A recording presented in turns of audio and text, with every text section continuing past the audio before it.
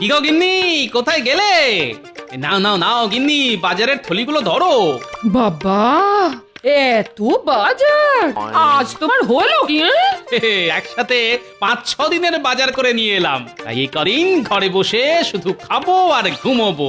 ঘরে বসে শুধু খাবে আর ঘুমোবে মানে? রাজসভায় যাবে না? না ভাজি, এই কদিন আর রাজসভায় যাব না, গাটা কেমন ম্যাজ ম্যাজ করছে। একটু টিপে দাও তো। উঠছাতা, এই বলি মহারাজ তোমাকে ছুটি দিয়েছেন বুঝি? মহারাজ আবার ছুটি দেবেন? তাহলেই হয়েছে। বুঝলে গিন্নি, আমি ঠিক করেছি এই কটা দিন আমি বেমালুম ডুব মেরে দেবো। ডুব মেরে দিয়ে থাকতে পারবে? দেখবে মহারাজ ঠিক তোমাকে ডাকতে পাঠাবেন। হ্যাঁ, সেদিকটাও আমার ভাবা হয়ে গেছে গিন্নি। রাজসভা থেকে কেউ ডাকতে এলে বলবে তোমাকে কিছু না বলে কয়ে আমি কোথাও যেন চলে গেছি। ঠিক আছে? মহারাজ, গোপাল আজ 2 দিন হলো রাজসভায় আসছে না। তাই তো। এদিকে রাজসভায় কত কাজ। সে জ্ঞানগম্যে কি আর গোপালের আছে মহারাজ? রাজসভায় এত কাজের চাপ, অথচ সে বাবু এখনই মেরে দিল ডুব। আচ্ছা, ওর তো অসুখ বিসুখ হতে পারে নাকি? অমন চেহারা, ওর আবার হবে অসুখ?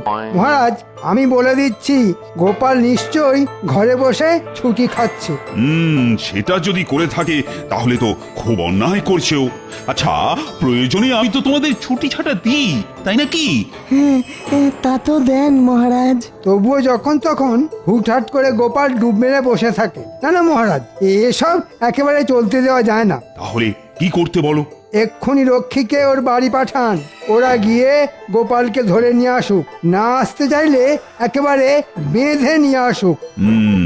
কথাটা কিন্তু খারাপ বলনি মন্ত্রী। রক্ষী, আজ্ঞা করুন মহারাজ। এক্ষুনি গোপালের বাড়ি গিয়ে তাকে ডেকে নিয়ে এসো।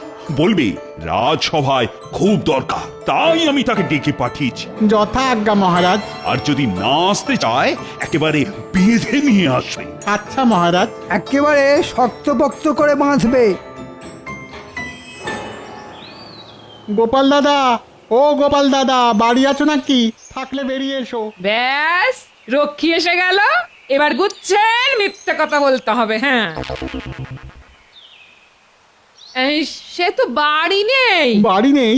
তাহলে বাজারে গেছে বুঝি? ঠিক আছে, বাজার থেকে এলে বলবে রাজসভায় খুব দরকার, তাই মহারাজ ডেকে পাঠিয়েছেন। এসব কথা কাকে আর বলবো বাবা? সে তো আমায়